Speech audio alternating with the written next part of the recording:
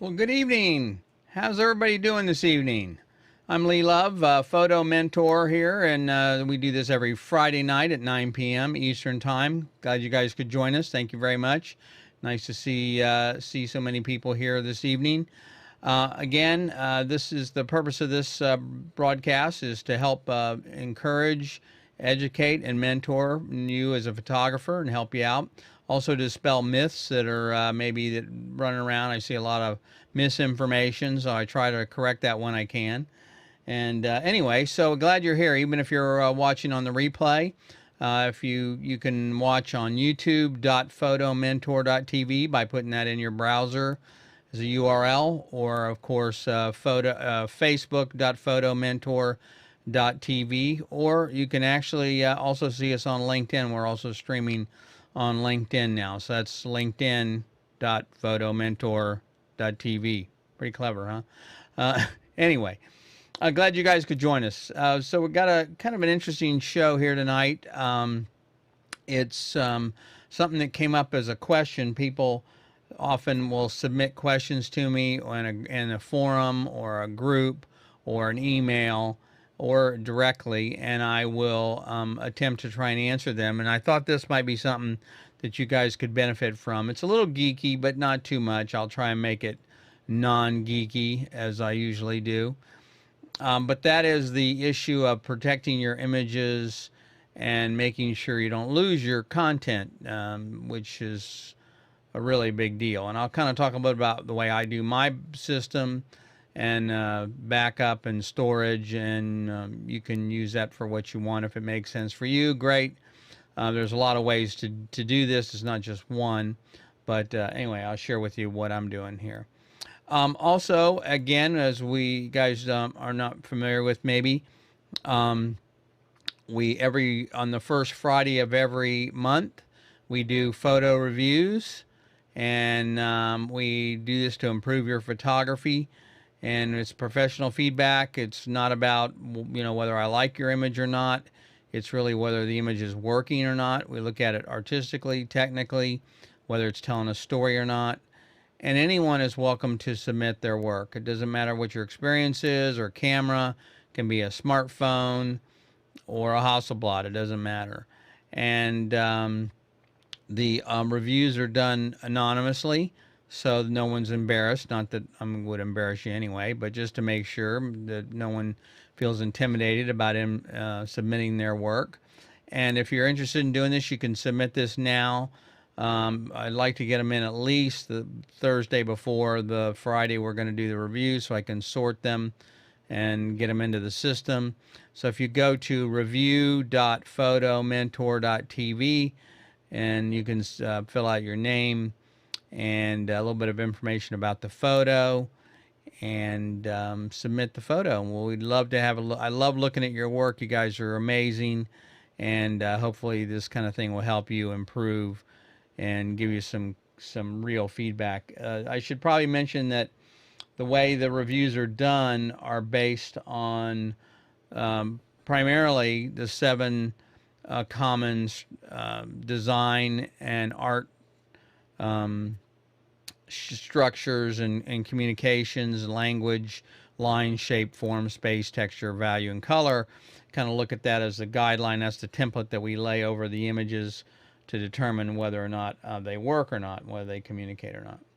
Also, if you are into social media, we also have a Facebook page, obviously, which most of you are probably already on. If you're on Instagram, you can join us there. Also, of course, on YouTube and Twitter. And if you follow us there, we'll be sure and follow you back. So always like to keep in touch with you during the week. We always have things that are going on in the industry that I think you might be interested in, or just tips and tricks and things like that be helpful to you.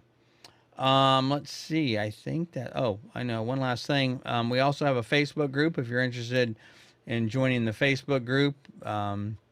It's a little different group than I think you'll find in some of the other Facebook sites. It's really, I try to focus more on education and more artistic aspects of photography, not so much on the gear, although, of course, if you have questions, we're certainly happy to answer those. And you can go and apply there to photomentor.tv/join, fill out that information, and then that will take you to the Facebook page. Click the Join Now button, and I'll get notified, and we'll let you into the group. So anyway, it'd be terrific to have you there if that's something that you're interested in. If you want to go beyond what we're doing here, a little more in depth, that's the purpose of the group. Okay, let's see. I guess finally, again, if you want to ask any questions, you can leave questions in the comments section on YouTube or Facebook, and we'll grab those for you and from the system and try and answer those the best we can. And so I want to say hello to Kenda and Sue Ann and everybody else here that's watching tonight.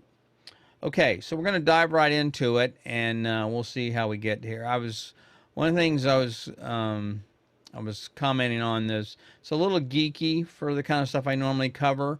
I'm certainly capable of going very technical, but I try to avoid that as much as possible and really focus more on the art and the story and being able to help you see images more so than the technical aspects, but we can talk about that if that's something you're interested in.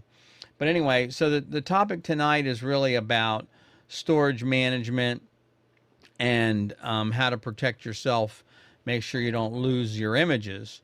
My own library, I have over 250,000 images in there in Lightroom, and a lot of client work that's in there, of course. And so I don't want to lose that, so I'll kind of tell you a little bit about how I do my backup in the storage system and see if that applies to what you're doing. Obviously, you don't have to have 250,000 images to be able to want to protect your work. But as someone that does this for a living, my images are my business. If I lost those, it could be detrimental to my company. So anyway, okay. So let's look at this again. So let's talk about, first of all, why it's important. I think it's pretty obvious. Most of us, you want to protect your images. You've gone out, maybe you've gone on a trip, you've traveled, and it's, you're not going to be doing this a once-in-a-lifetime trip to Alaska or Antarctica or wherever it may be, and you want to protect those images. So it's important that you realize that and that you consider the investment in being able to provide enough storage and backup for that storage for your images. Now, I should mention that one of the things that people might have a problem with is like the money involved in the storage business and what it takes. I believe the way I look at it is that storage is probably the cheapest thing I spend money on. When you look at a hard drive, you can get an 8 terabyte hard drive for what, $250 maybe. Put an awful lot of images on that, and yet we'll spend thousands of dollars on lenses and cards and accessories and bags and things like that without thinking about it. But if we lose our data, our system, our images, then all that other stuff doesn't matter, right? So I've worked with a lot of people that have lost their images and helped them recover it, and I'll talk about that as well. So anyway, okay, so it is important to maintain and have some kind of a backup, and I'm going to go into some detail about this.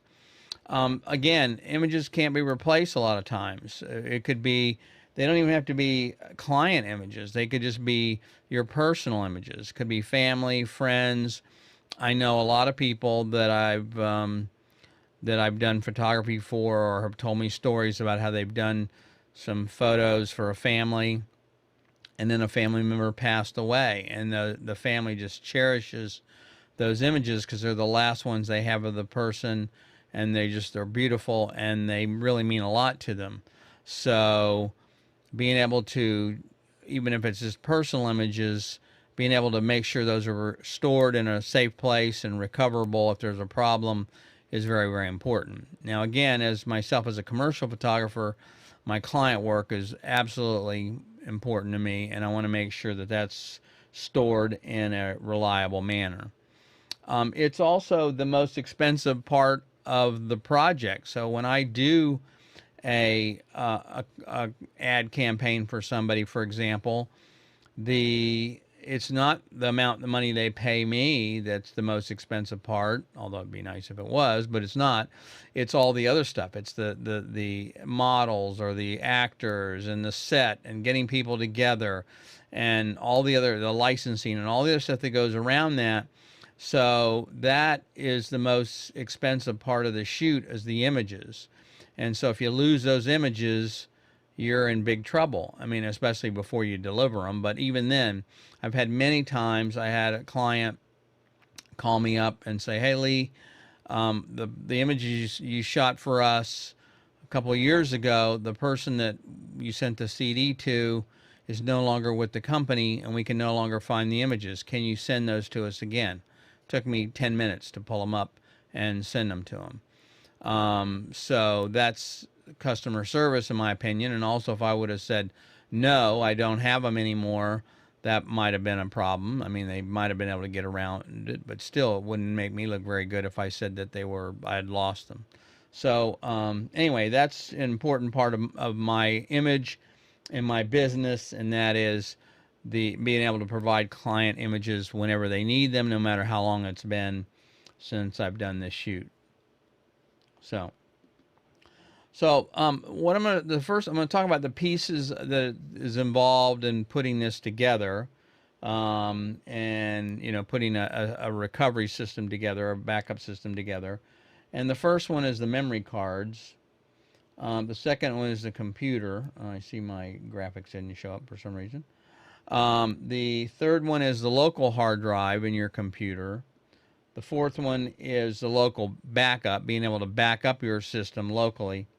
And then, of course, cloud. That's become very popular as well. So these are I'm going to break these things down, each of these, in a little bit of detail, so you can understand about some things to look out for and to, make sure you're protected against. So the first one, of course, is memory cards. Now, this is actually what started this whole discussion, quite frankly, was somebody asked me about memory cards, and I answered them, and I thought this would really kind of a much more involved subject, not just memory cards, but also once you get them off the memory card, then what happens. But there's 5 or types of memory cards that are very common that you're going to run into. There's SD cards, which all of us are familiar with. That's probably the most common format. Compact flash cards are not as many anymore. Most of the older cameras were using compact flash cards. I have a camera that still uses that, as well as SD cards. The one of the newer formats is called XQD, and also something that's come on lately is called CF Express.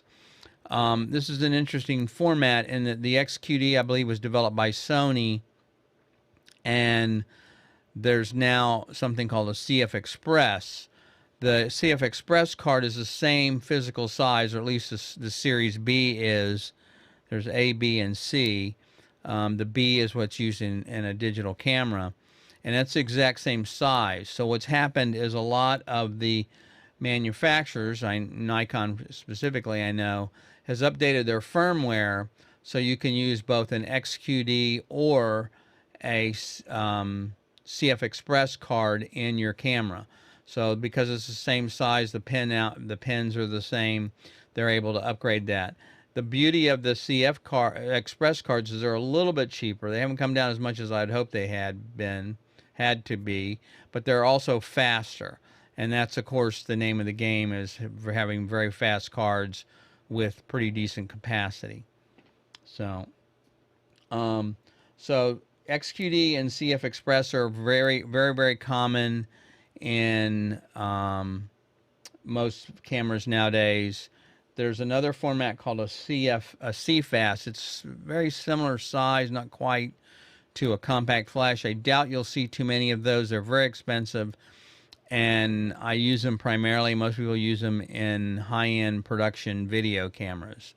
My broadcast camera uses CFast cards, for example. And then, of course, micro SDs are the other one. Now, you see those used in GoPros and things like that. There's also, I think, a mini SD. But anyway, so let me talk just briefly about these real quick, and then I'll move on. The thing to know about the SD cards is there's there's three sizes, or not sizes. There's three form factors. There's the SD card, which is the original. Then there's the SDHC, which stands for high capacity. And then there's SDXC, which is extended capacity. So the SHC and the XC are what you're going to see the most of nowadays. And so you will find, I believe the HC cards go up to 32 gigabytes, and the SDXC will go up to 2 terabytes. Now, there's not that many of those, that capacity, but still, they'll go like from 32. I've seen them as far as, 128, 256s, but I believe I just saw a 1 terabyte one recently. But the thing is, there's a number of different characteristics of each of these cards, so it's not just the cards themselves. But so one of the things that the question came up, what started all this, is there a difference in image quality between cards? So if you get an inexpensive card versus a expensive card, is there a difference? And the answer is not really. So you can put in the as far as the image, that's going to be the same. So in other words, a $12 or $10 card is going to have the same quality as far as image quality as an expensive card. Now, that doesn't mean it's going to last, but bits are bits, and when it's written to the card, it's going to be there. It's going to be the same basic quality. So that's one issue I wanted to address. The other one is, why is there such a difference in price range? I see this all the time. People, I saw this on Amazon for $10, and the local place is charging $20 or whatever it may be. Keep in mind that there's a couple things that affect the price. The first one is the capacity and the speed. So obviously a larger card, if it's a 128 gig card, is going to be more expensive most of the time than a 64 gig card. But the other thing that attribute that you'll see affects the pricing is also the speed. So when you look at these cards, you'll see maybe 95 megabits per second, or 170 or 300. You'll see some kind of rating on the card that will give you an idea of what the speed of the card is. And that probably impacts the performance, obviously, but also the price even more so than the capacity. So you may be able to get a 128 gig card for $29, but it may be a slower card. Now, so what happens is that the way the camera works is it writes to the memory. There's memory inside the camera called a buffer. And the camera writes to that buffer, which is fast, much faster than the card. And then as it writes to the buffer, then the camera writes to the card. And so it's like a little holding tank there to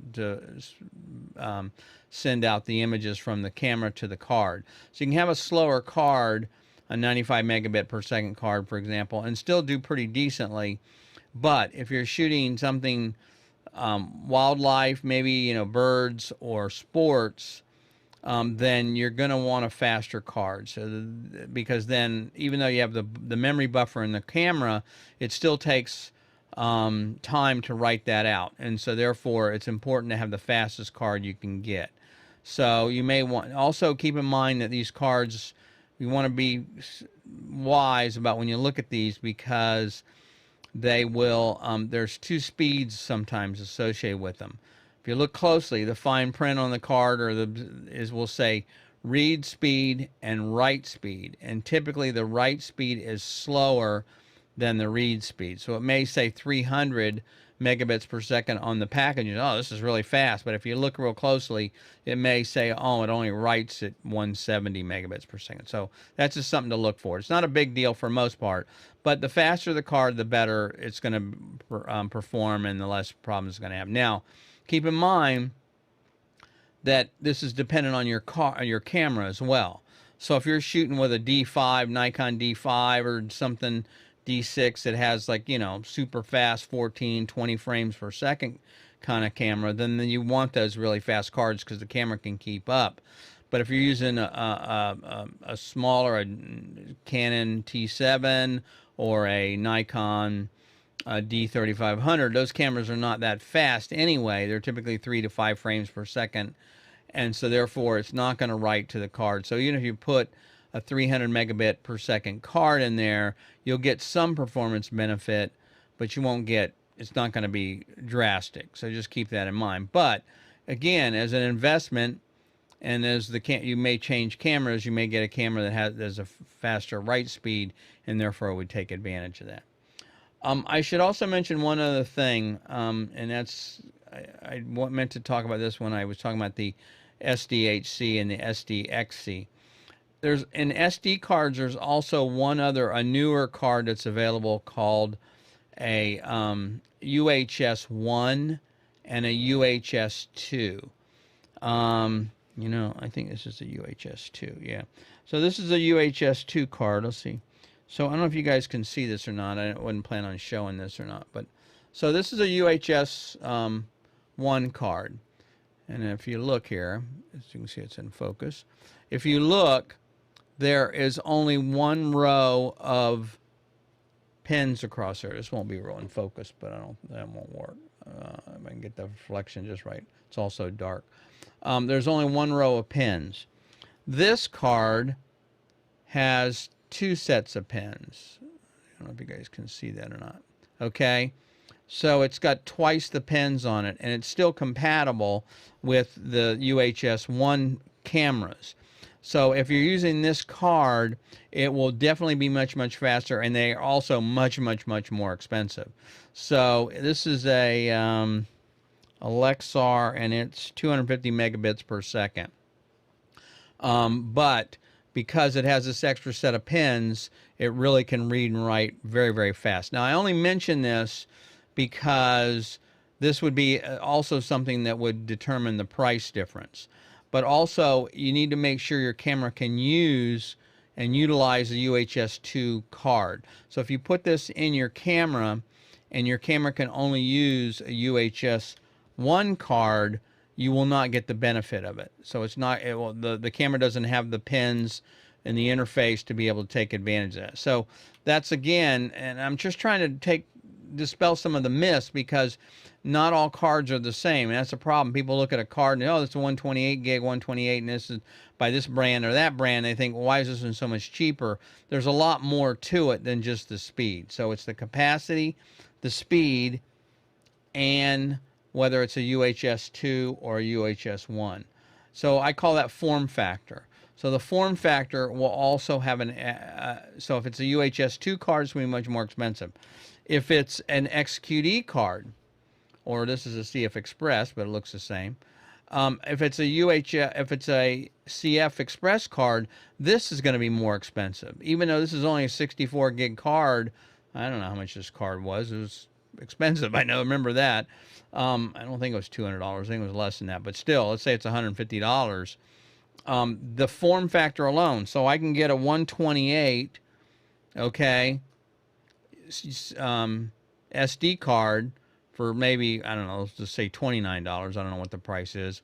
But a 64 gig UHS or a CF Express card could be $150. So the form factor is also the other attribute that you will see that will change the pricing. So when you're looking at cards, what I'm trying to tell you, don't just look at the speed. Also look, or the capacity. Also look at the speed, and also consider the form factor, because different form factors will affect the pricing as well. And then, of course, the brand. That's always the case. So the 2 brands that I really like and I use are SanDisk and Lexar. I'm more partial to SanDisk, but I will use a Lexar as well if I have those available. I have a number of those I use in video cameras. So anyway, that's the deal on that. So also, I should mention there are a lot of fakes out there, or counterfeit cards, even on Amazon. You think, oh, I just bought it off Amazon, it's going to be okay. No, it's not. So what happens is if you search on counterfeit SD cards or counterfeit memory cards, what you're going to find is there's a whole bunch of people out there selling stuff that are fakes, and they are not. They look almost identical. They'll still have the same logo, the same sticker, the same colors, but they're not real cards, and they're not at the same speed of the card that's on the label. So you got to be careful of that as well. Don't get taken advantage of in that area. So look that up. There's usually a hologram or something on the card. Every manufacturer is a little different to be able to spot that. But be sure you get it from a reliable, reputable company. Don't, if you buy them off the internet, be careful. But again, I've seen legitimate dealers get taken advantage of as well. Maybe they bought some cards thinking they were real and they weren't. But most of the legitimate dealers that I know either have direct relationships with the manufacturer, or they get them through distribution, which gets them to the manufacturer. So anyway, didn't mean to go into too much detail of that, but it's a big issue because a lot of people don't understand why cards are so different in price and why they're different form factors and things like that. So that's the deal on that. If you guys have questions, again, be sure and post them in the comments section of Facebook and YouTube, and I'll show up on my screen, and I'll be able to address those if you have a question about that. Or if you want, you can always, again, send an email to help@photomentor.tv. Throughout the week, I can respond to that directly, or I'll use it as a question in the show. Okay, let's keep going. So now here's where we get into the nitty gritty. Now, what I'm going to tell you next has to do with, I probably didn't have that slide up, did I? Did I have the bullets up? Let me go make sure I showed it. Okay, make sure. I wasn't sure I had this on the screen. Make sure I'm showing you. So there, again, image quality is the same. Why there's a difference in price and range has to do with capacity and speed, and also form factor, the type of card it is, and the brand. And then also, as I mentioned before, there's a lot of fakes or counterfeits out there. So that will, sorry about that. That will affect the price of all these cards. So when you see something maybe too good to be true, double check it. It's probably a counterfeit card. Okay. So I want to talk now a little bit about some procedures or workflow that I use and I found really, really work. Now, everybody's going to have their own system. Okay, I'm not saying this is the only way to do this, and I actually got in a discussion with somebody on Facebook group about it, and they disagreed, and that's fine. I mean, this works for me, and it's proven over decades of use. And so if it works for you, great. If you have your own system that's better, then terrific. But I'm going to share with you some things that I've discovered in my own experience. The first thing is, every time I use a card, I put it in the camera and I format it. I format it in the camera, not on the computer. You can format it on the computer. It will work, but I recommend you do not do that. You want to format it in the camera every time. And there's a couple reasons for this. Number one, the camera will write a directory structure out there. So it will put certain folders on that card of where it's going to put information. It may put the files in one. It may put some internal data that it needs to keep track of in another folder, things like that. So you want to make sure that you format the card every single time when you're going to get ready to use it. Okay, that's definitely a trick. And you want to format it in the camera, not on the computer. The other thing is, I recommend you do not delete images from the card. Now, this is one that is maybe a I don't know, a debatable issue with people and the way the system works, but let me get a little geeky on you here. I'm going to describe how it works technically, and then you can decide if it makes sense or not. What happens is when you delete an image from, or format a card actually, when you delete an image from a memory card or a hard drive, it does not erase the image. What happens is there's a directory on there that keeps track of where all of the files are located. It's called a FAT table. It stands for File Allocation Table, but it's basically a directory. So when you write a file out to the card, the formatting system says, okay, I'm writing part of it here, part of it here, part of it there, and here's a list of all of the allocate of where those pieces of that image is located. Because it doesn't just write it out continuously. It's going to write it out in chunks of data based on the type of file format. And again, we won't get into all that. It's not that important. But so what happens is when you delete a file from the card, what you're doing is you're not removing it from the card. You're just telling the file allocation table or the directory to this file is no longer available. Reuse that space. So it essentially leaves holes or chunks of holes of data around on the card when you do this. So I do not recommend, for two reasons, that you delete data from the card, and I do not recommend that you delete it from the computer either. So here's my process. What I do is I recommend that you take the card, dump all the images to your computer, bring it in Lightroom or import it, whatever software you're using, doesn't really matter. Copy them all over there, then delete. If you don't want the images, I mean, I've had plenty of images where really great pictures of my feet because my camera was on my hip and I didn't realize the button's being pushed as I'm walking and it's going off. And so I got pictures of the ground and my foot. So those I definitely don't need to keep. But I then will delete the images off the hard drive that I don't want. Now, just not a side note, I don't want to get off on this topic because this is not appropriate, has to do with saving your data.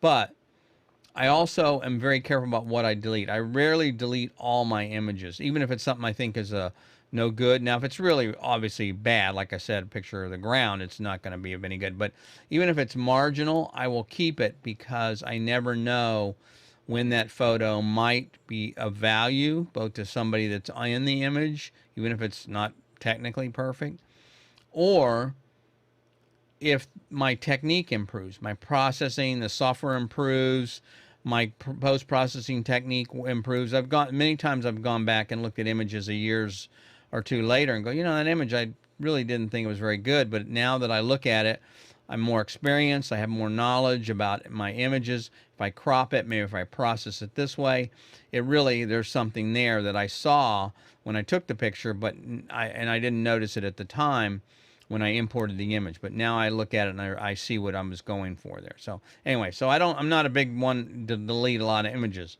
Maybe why I have over 250,000 files, but on my Lightroom. But anyway, so do not delete. I do not recommend you delete images off the card unless you absolutely have to. Now, I've been in situations where I'm running out of cards. I don't have, maybe for whatever reason, I only have a couple cards, and I have to delete a couple images to be able to make space. But as a rule, I do not do that, and I do not recommend it. And the reason is I don't know if it's what causes it, but I have found that people that do that have brought cards to me that have been corrupted, and I've had to try and recover the whole card for them. So maybe I'm not sure what they did. Maybe they didn't delete them right. Maybe they turned the camera off after they thought it was deleted. Whatever the issue may be, it's just not a good habit to get into. So do not delete images from your card is my recommendation. Okay. I also recommend multiple cards. Okay.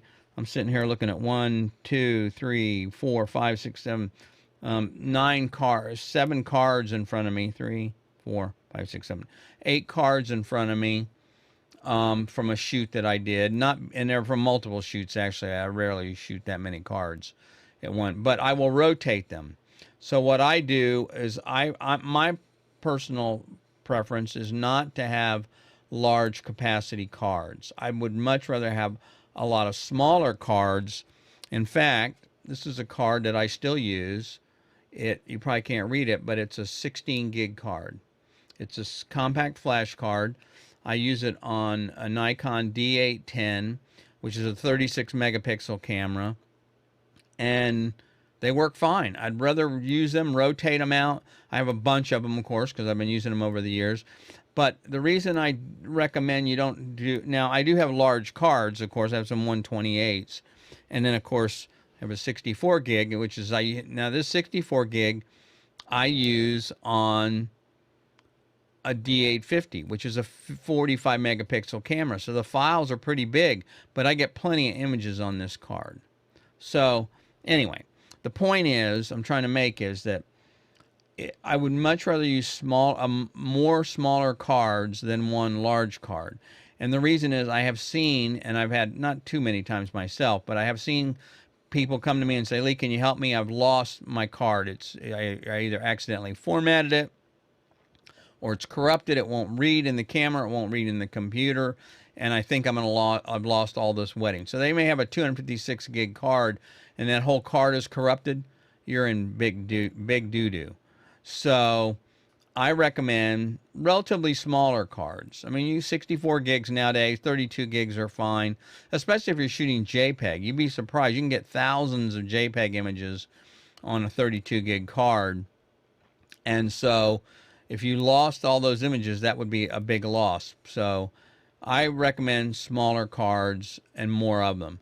I also like to do that. Now again, there's something called the mean time between failure. There are hundreds of thousands of writes to these cards. They're pretty reliable, assuming, of course, you get a real one, because if you get a fake one and you don't know it, then it's not going to have that same write capacity or write duration. But what happens is they do fail. And so if you lose a 16 gig card or a 32 gig card, you may not lose that many images if it can't be recovered. Where if you lose a 64, 128, or 256 card, it's going to be disastrous. So, but I like to use multiple cards so that I'm not just using the same cards over and over and over again. So again, these cards that are sitting in front of me are from a previous shoot. I have other cards now that are in my camera that I'm shooting with. And when that's done, I'll bring those back, import them, and then take maybe some cards here and put them back in my wallet, my memory card wallet, and then I'll reuse those again as well. So I like to have multiple cards, smaller cards, and rotate through the cards. They last longer that way, and I've had no problems whatsoever. So multiple cards is the other thing that I recommend. Hey, Stephen, how you doing? Thanks for joining me. Stephen is a YouTuber, I believe, as well, and he's got a really great setup going on. He's he says, "Wow!" So I'm glad you find it interesting. It's pretty, a lot of stuff people don't realize about this stuff and the way it works. And so these are just tricks that I learned over the decades, and that's why I'm sharing them with you, as opposed to something that I read or read in a magazine or got off YouTube. This is something that I've experienced personally. So anyway, okay. So next thing is multiple cards, and then I said rotate cards. I kind of jumped ahead on that. And then the last thing I want to mention is I call it Ferrari and wallet. Now I only did this because I didn't have a lot of space, to be quite honest with you. I needed more space. So here are two things to think about here. The first one is, if you get really good high quality SanDisk or Sony or Lexar cards, you're going to be in good shape. But the point is, why cheap out on a memory card? In other words, you spend thousands of dollars on your photography, right? Lenses and cameras and trips and all these places you go to, and then you're going to complain about $10 difference in a memory card or $50 difference in a memory card. If you lose those images, how much would you spend to get it back? And my analogy, the reason for a Ferrari is it's like buying a Ferrari and then being able to only cheapen out and only put regular gas in it or something. 7-Eleven gas, right? If you're going to spend that kind of money in an investment, then spend the money on high quality memory cards, fast cards, good quality brands, and then use. Now, if you're just starting out and you have a point and shoot camera or something like that, there's a lot of cards. I think gosh, I'm going blank on the card brand right now. There's a number of what I'd call off brands that are good, that are still, there's nothing wrong with it. In fact, a lot of the people, they make memory for computers, and they've also gotten into the card business. So there's nothing wrong with that. But I'm saying if you have a really expensive camera, why not? Why would you put a cheap card in it? So go ahead and spend the money and get a really good card. The other thing I should mention is that I was talking about the micro SD cards. One of the other problems I've seen, I'm jumping around here, I apologize. People come to me and they're saying, hey, I got this card, it's not working right, or what's the story? I got it at Best Buy and the guy told me it works fine. Well, what they do, I don't know why Best Buy recommends this, but it seems like that's the one place I see this over and over, although a Walmart would do the same thing, is instead of buying an SD card, they buy a micro SD card. That's the tiny card. And then there's a holder you can put it in that will allow you to use it in an SD card slot. Now, some of these are pretty fast, and they're fast enough to run 4K video and things like that. But I am not a fan of those cards. I mean, if I have to use one on something that requires a micro SD, then I will.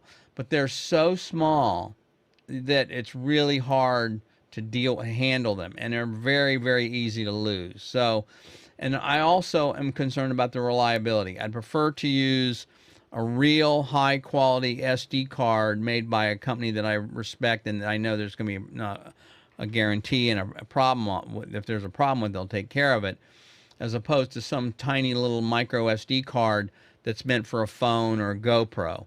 So I'm not a big fan of that as well. So I just want to mention that. Sorry. So if I haven't, I'm probably beating this to death, aren't I? All right. So that's the Ferrari analogy. The wallet analogy is a tip I learned that I do on every photo shoot. Now you got to remember, the kind of work I'm doing is a commercial advertising or magazine shoot or whatever, and it's not something that's repeatable. It would be the same thing if you're shooting a wedding, though. So the point is, what I do, my process is, when I'm done with the shoot, I grab my gear. Of course, I have the bags where everything goes in the same spot, so I know I'm not leaving anything. And I'm packing up, and I take the cards out of the cameras, and I put them in a card wallet, and I put that in my pocket, and I take that with me. So I put the camera gear in the car, but I keep the cards physically on me the whole time once the shoot's over. And the reason is, I've never had this happen, but just in case I stop, get a drink, or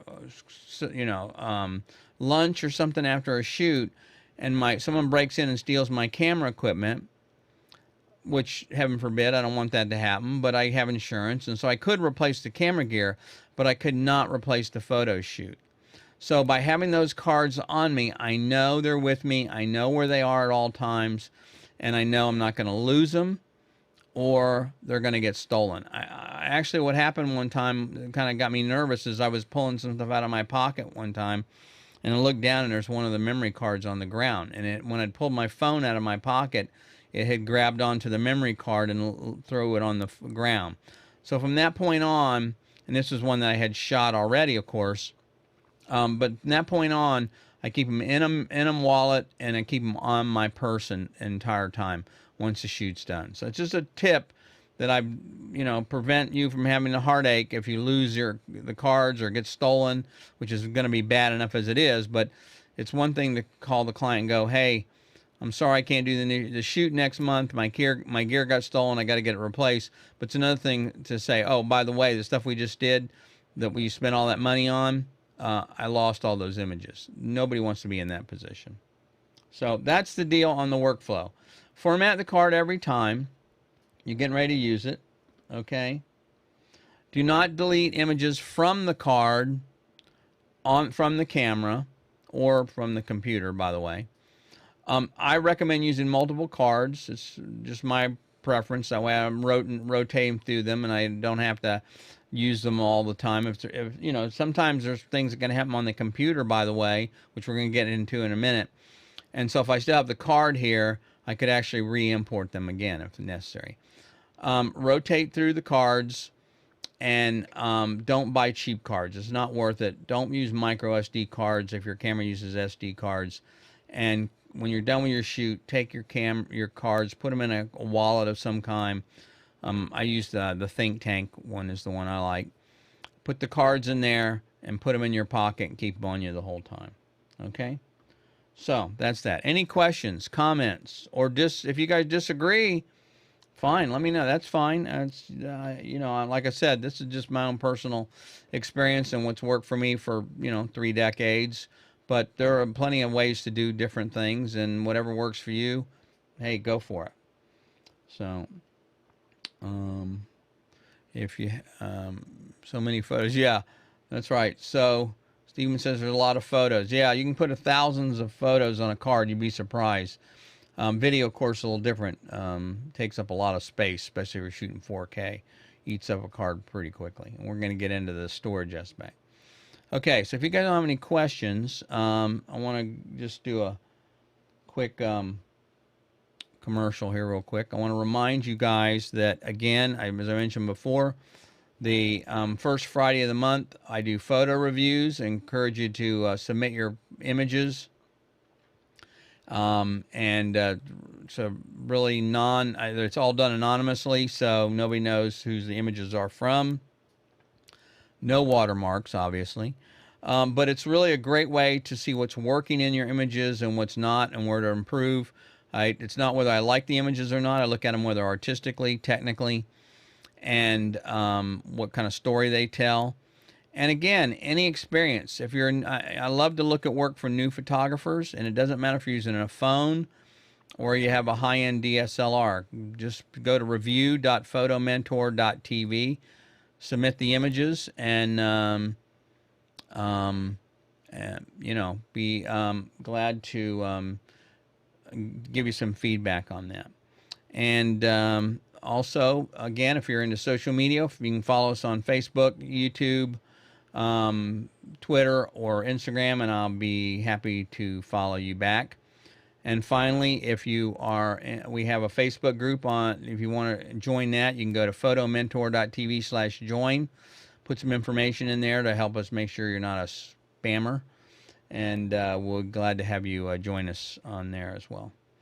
Okay, and yes, I agree that.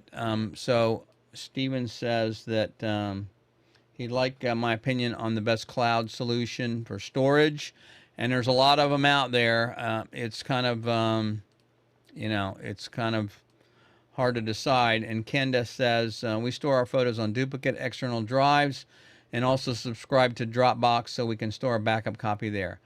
Well, see, Kenda, you know all this stuff already. That's pretty much what I'm going to talk about, except I'm talking a little bit about some drive issues that I think you might want to look at. And hey, look, I knew you knew what you were doing. She also says she used multiple cards. Look at this. What a sweetheart. She's also got a great voice. You should hear some of her songs. She's a beautiful singer. Steven says he uses Google Drive versus Drop. Oh, we want to see a difference. I'll give you a kind of a rough idea of that. It depends on what you're going to be using them for and the pricing. So, anyway. Okay, so let's get into a little more detail on some of this other stuff. So, we're going to now look at kind of this is really the meat of what I wanted to talk to you guys about, and that's the whole photo storage workflow.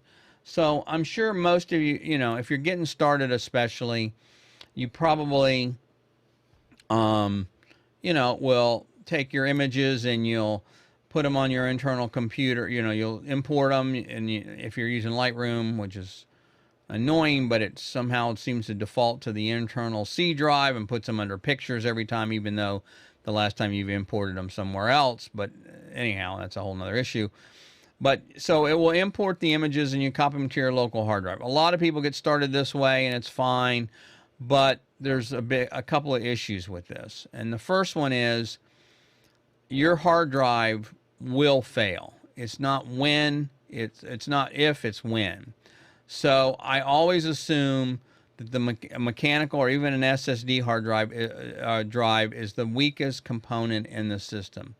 And so I want to make sure that that's protected. So I never store my images on the internal hard drive. The other reason, there's a couple other reasons. One is performance, but that's not the big one. But the other, here's the big one.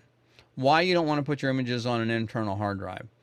If your system crashes, let's say it's Windows, picking on Windows here because it seems to crash more often than my Mac does, which never crashes. But anyway, if it does crash, and you run the risk of losing your images, obviously. So, but if you have those images on a different drive, as Kenda was talking about, then you can recover them very, very quickly. So what you do is, so first of all, don't put them on the internal hard drive. Put them on external drives. So here's the way this would work. So you have nothing on those external hard drives except your images. You can still have Lightroom, you can still have the catalog, everything on your computer. All right, nothing wrong with that. But you only want images on the external hard drive. Now, you also, this is kind of a Lightroom specific tip, but I also keep a backup of the catalog on the external hard drive. And the reason for that is this, and I've done this many times for clients. So, give a real world example. I had a client that was moving from computers from one iMac to another, to a newer iMac. And he didn't have anything. Everything was on an internal drive. So I said, you got to buy an external hard drive. So we moved all the images, using Lightroom, by the way, over to the external hard drive. Then I made a copy of his catalog onto the external hard drive.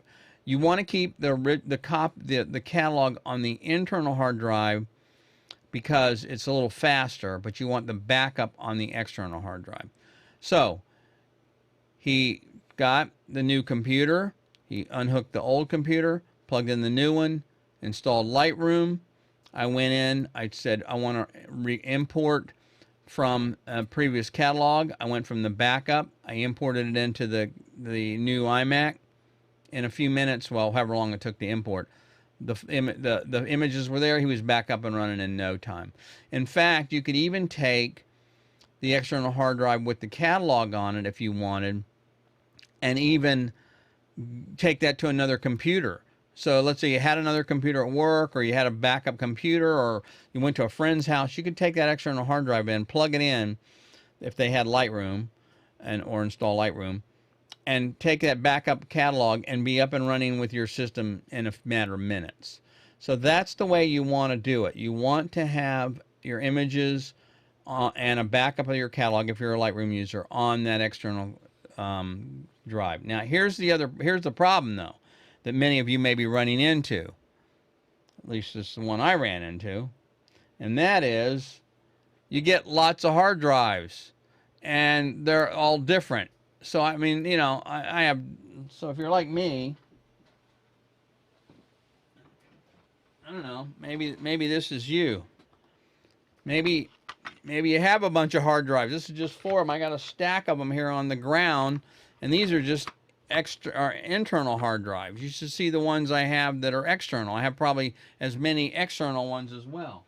So what happens is these things start multiplying like rabbits, and you got them all over the place, especially if you use the little, you know, the ones that are USB powered. They're pretty reasonable price. You can get an SSD, or even the 3.5 ones, or 2.5 ones are small. They're inexpensive, and you end up with a dozen of those things. So it's kind of a pain in the butt, quite frankly, is the problem when you start getting a bunch of these things. So what I recommend, and what I had to do is, you know, because this is, now you're back to having a whole bunch of different drives and they're all over the place. The other thing that's kind of annoying, this is just an aesthetic issue, is it seems like as soon as you find one you really like, excuse me, they change the design so they don't look the same. So now you get one that looks really cool. Maybe you want to stack them. Well, now they're not stackable because they changed the design on the thing. It's annoying. Anyway, so what I recommend is this, and that is to go with an external hard drive that's a higher capacity, but that has 2 hard drives in it. And that is referred to as a RAID 1. this is what one, this is just one, what one would look like. So this is a system. It has a lot of dust in it. I don't, it has multiple, two hard drives in it, okay? A and B. So these hard drives, let's say they're I'm going to show you in a minute. They're 4 terabyte drives. What happens is it writes to both drives at the same time. And therefore, when or if a drive fails, you can actually hot swap the drive. I think I have a slide with this. Yeah. So you have two drives. Helps if I put the slide on the.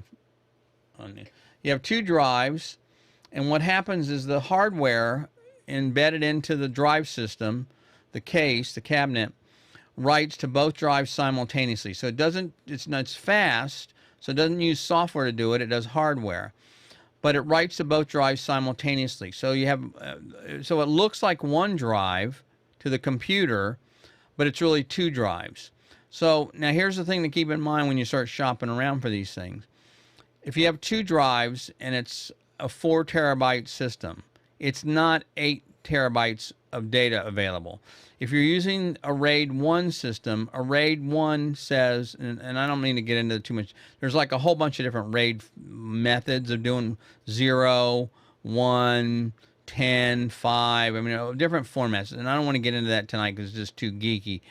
But my point is, if you want to set up for a RAID 1, and what that does is that's what's called mirroring, drive mirroring. So you have drive A, it's going to be mirrored exactly the same on drive B. So you have two exact copies.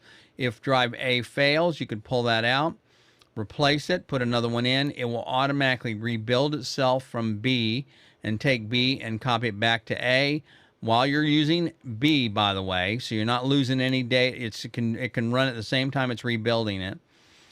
Or if you lose B, you can replace B and A will still keep running. So even if you have two drives in there, if they're 2 terabytes, you only have 2 terabytes available. If you have 4 terabytes, you only have two 4 terabyte drives, you only have 4 terabytes. So it looks like one drive to the computer. That's the important part I want to make it. But that's really the way to go. So that's what I do. So that is connected locally to the computer. Okay, so now you at least have some redundancy. So if now let me be clear about this because I don't want any of my fellow, or I'm an ex-IT guy, I don't want you to get it. So that's not the way that works. Well, it's technically the way it works. What happens, there's something to be said when we're talking about workflow. A RAID system is not considered a backup. And what I mean by that, a true backup in the sense of from an IT perspective, is you have one copy and then a second copy somewhere else, kind of offline. So in other words, if I accidentally formatted this drive, it's going to format the drive, or if it gets infected with a virus or something, then you're going to lose both those drives because it's writing to both drives at the same time. So that's not technically a backup. Okay, it's really redundancy. So it's kind of a syntax error or a syntax issue, or but the point is, I just want to make sure people understand. I know the difference. I'm just trying to help you understand that the issue is you want to at least have 2 copies of that data. And this is only really protecting from the drive failure. It's not protecting if you accidentally erase the drive. So it's not a backup per se, but it is a redundancy. Anyway, I don't want to get too detailed here, but that's just want to make sure you guys understand that. Okay. So Kenda has a comment here. Let me see if I can. It's kind of a long one. I don't know if I can get this in here or not. It won't. I don't think I can show this. It's too much detail. Yeah, I can't. Sorry. I'll read it to you in a minute. So anyway, so that's the thing is, so you have your storage and you have a redundancy for the drive. So if the drive fails, you pop one drive out, you put the next one in, and it rebuilds itself, and you keep going. So you can still run your system even though on one drive if one of them fails. So that's the bottom line there. Okay. Um, so you have two drives, and so now the next thing you can do is this is the next way I would recommend you go if you once you get a lot of storage, because now what's going to happen, so I have a bunch of two drive systems, right? It's now I have the same problem I did before with the single drive, except now I have a bunch of two drive systems. So that's like, well, wait a minute, I'm moving ahead, but very slowly. So the next way to solve the problem is to add a multiple drive array connected directly to your computer. And what these typically are, you can get 3, 4, 5, I mean 8, crazy drive system. I think Pegasus is one of the really, really well-known high-end versions, but there's other ones you can get that as well. What this does is this allows you to, I think I have a slide here. Again, I'm not going to go into detail how this works, but what happens is if you have 4 drives, it takes that data and it puts a little piece of that data across all 4 drives. So if one drive fails, or I think on most of these systems you can have up to 2 drives failing, the system, and you put a new drive in, it actually can rebuild the data from missing half of it, half the information, or having up to 2 drives fail. So and I may be not correct on the 2 drives. I know I have a system that has 8 drives in it, and I can lose up to 2 drives. I don't know if you can do that on a 4 drive system. You can probably do it on a 5 drive system, but that's neither here nor there. The point is, what happens is a RAID 5 system will spread that data across multiple drives. So it's not just what you have here, where you have 2 drives, okay, and it's redundant. You run this across multiple drives, and therefore it actually will be more reliable. So you could lose up to 2 drives at the same time and still keep running. Okay, so that's a RAID system. Now, the next thing, and the way that I do it, is I have what's called a network attached storage, and that's a RAID system, but it sits on the network. And so my system automatically backs up. What mine does is it backs up. I have the local 2 drive RAID system. That's kind of my current system, all my projects I'm working on. But the NAS, or network attached storage, can automatically go out and back up that 2 drive system every night, or however, there's multiple ways of doing it. It's when anything changes. So now I have 2 copies. Well, more than that, really, if you want to look at it. But I have 2 copies, the RAID one. I have 2 drives with both system on it. Then I have a mirror copy of that on the network attached storage. Okay, so that now gives me a third, kind of a second copy, if you want to look at it that way. Now, the reason that works for me is I can now have 8 drives. I have 2 of those. I have 48 terabytes of storage right now, and I'm running out of room, believe it or not. And because video takes up an awful lot of room, so I really need to expand that system. But one of the nice things about the system that I have, I think I have a picture of it here. Yeah, it's made by a company called Synology. This is one of their smaller ones. This is a 5 bay. They have 2 bays, 4 and 5 and 8, and I think even more. But you can actually take 2 of these and connect them together. But the point is, what this does, the thing I like about it is, let's say I start with 4 terabyte drives, 4 terabyte drives, right? Okay, it was confusing. So that would be 4 terabyte drives. What happens is, let's say now the price of drives come down, I can actually pull that 5th drive out, put an 8 terabyte drive in there, and it will start rebuilding it. And I can slowly, over time, migrate from 4 terabyte drives to larger drives. That's a unique feature of not all the systems will let you do that. Some RAID systems require they have to be all the same size drive. So if you've got 4 terabytes, they have to all be 4 terabytes. You can't mix and match. This Synology system lets you upgrade the drives as the larger capacity. And that's one of the reasons I went with it, and one reason I like it. So anyway, but that's a network attached storage. That's really where you want to ultimately go to. Now, the next thing, again, we're talking about, it would be then cloud storage, and that's what Stephen was talking about. There's a number of services out there, and I don't really, I'm kind of using one that's a little different right now. It's not, what it does is it actually takes automatically and it backs up the NAS, the network attached storage, and it backs it up. So it's not one of the typical consumer versions. It's a little higher end, more expensive backup system, but it's because it's automatic and it's tied in with my Synology network system. So that's the way that works. But the point is, so if you take your images and you store them off the NAS and you copy them over to iCloud, Dropbox, Google Drive, or OneDrive, or one of the other services out there, now you should have 3 copies. And that's the 3-2-1 method, which a lot of people talk about, and that's what they believe is a true backup. Where now you have them in 3 different places, so if something happens off-site, you can recover them. One caution I'll just tell you is you got to be careful, because the pricing on these things are all over the place. And like some services I've looked at, the storage price looks pretty reasonable, but if you need to recover the data, the price is pretty expensive. So you either have to buy a drive and they'll send you the data on a drive, or the price they charge per megabyte to recover the data is pretty expensive. So you got to be careful with that. But anyway, so that's really where you want to get to, is ultimately you want to have a local RAID system, which you're working on your current project. You want to have a network system, or at least a larger RAID system, RAID 5, which has more drives in it, so it's got more redundancy. And if there's 2 drives fails on that, that backs up the other system. And then ideally you want to have a third system, which is going to be your offsite storage in case, again, a fire or hurricane or some kind of storm or theft or whatever, you can still recover your data. Okay, that's it.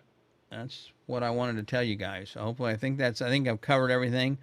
Hopefully that has been helpful. I know it was a little geeky tonight, more so than we normally do, but this is very, very important. I mean, if you lose your data, you're just out of luck, right? I mean, it's one thing to lose some photos of you went to the zoo, but it's another thing to lose images that are very meaningful to your family, your friends, or your clients. And it could be devastating. So I strongly suggest you look into some of this stuff that I've talked about. And if you have questions, again, feel free to shoot me an email. I'm happy to help you. I can point you to some specific products if you want, or kind of answer any questions, because we've kind of gone through this relatively quickly. And help you understand what you need to do. But it's really important that you have some kind of system in place. At a minimum, I recommend you at least go to the RAID 1 system, where you have 2 drives on your local system. That's the bare minimum, and they're not that expensive. And I'd recommend that you go that route at least, if nothing else, if you're not going to go the full with the full system. And I understand that it may not make sense, but so I'd at least start with that. Let's see what else I want to tell you. I think that's pretty much it. Again, thank you very much for joining me. And also I want to leave you with one other thing, and that is. I came up with something. I've got a bunch of those people that know me, and I call them Lee-isms, but this is a Lee-ism, and it's something I think that you'll find holds true. These are things I've come up with over the decades of being a photographer, and that is, no matter what lens you have on your camera, as soon as you move, it'll be the wrong one. And I say that because I've found that myself. It's kind of funny. I see a lot of people asking, oh, I've got a 50mm lens. What lens should I buy next? And the reason I laugh is because, it doesn't matter. You're going to end up getting, people are like, should I get a 50 or an 85? It's like, well, you're going to end up with both, believe me. And the reason is because you need those other lenses, because no matter what lens you have on, it's the wrong one. That's why zoom lenses are great sometimes, but they're not always perfect. Primes are also. But even if you have a zoom lens, a 24-70 can often be too short. So anyway, that's my Lee-ism for tonight. No matter what lens you have on your camera, as soon as you move, it'll be the wrong one. So thanks, everybody. Enjoyed it, and everybody have a good weekend.